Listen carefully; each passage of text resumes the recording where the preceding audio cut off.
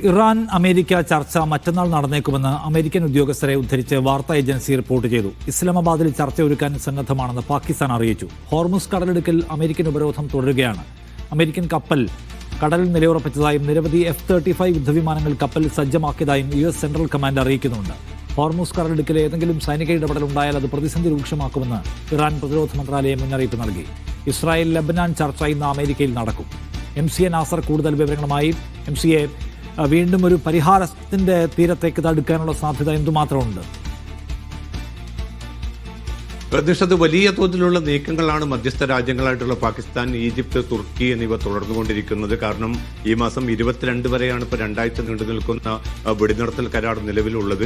ആ വെടിനിർത്തൽ കരാർ കാലയളവിനുള്ളിൽ തന്നെ പരമാവധി ഒരു കരാറിലേക്ക് എത്തിച്ചേരാൻ പറ്റുമോ എന്ന തിരക്കിട്ട നീക്കങ്ങളാണ് തുടരുന്നത്. കാരണം യുറേനിയം സമ്പുഷ്ടീകരണം ഉൾപ്പെടെയുള്ള സുപ്രധാന കോർ ഇഷ്യൂകളിൽ ഉടക്കിയാണ് ഇപ്പോൾ ചർച്ച വഴിമുട്ടിയത്, ഇസ്ലാമാബാദ് ചർച്ച.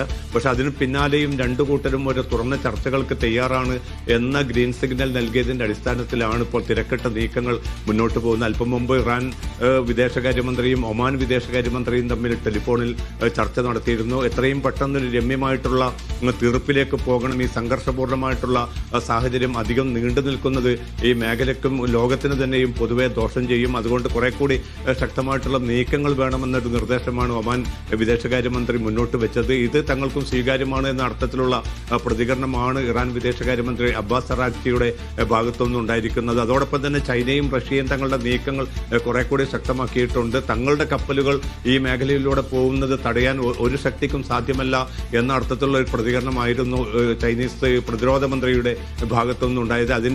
അതിന്റെ വെളിച്ചത്തിലായിരിക്കണം അല്പം മുമ്പ് ചൈനയുടെ ഒരു കപ്പൽ സുഗമമായി തന്നെ ഹോർമുസ് കടലിലൂടെ കടന്ന് മുന്നോട്ട് പോയതായിട്ടുള്ള റിപ്പോർട്ടുകൾ പുറത്തു വരുന്നുണ്ട്. ഈ കപ്പലാണെങ്കിൽ നേരത്തെ അമേരിക്കയുടെ ഉപരോധം നേരിട്ടൊരു കപ്പൽ കൂടിയാണ്. കാരണം ഇറാനിൽ നിന്ന് എണ്ണ കടത്തിന് വേണ്ടി ഈ കപ്പൽ ഉപയോഗപ്പെടുത്തുന്നു എന്ന് പറഞ്ഞുകൊണ്ട് ഇറാനെതിരായിട്ടുള്ള ഉപരോധത്തിന്റെ ഭാഗമായിട്ട് ഉപരോധം ഏർപ്പെടുത്തപ്പെട്ട ആ കപ്പൽ ചൈനീസ് കപ്പലാണ് ഇപ്പോൾ വളരെ സുഖമായിട്ട് കടന്നുപോയിരിക്കുന്നത്.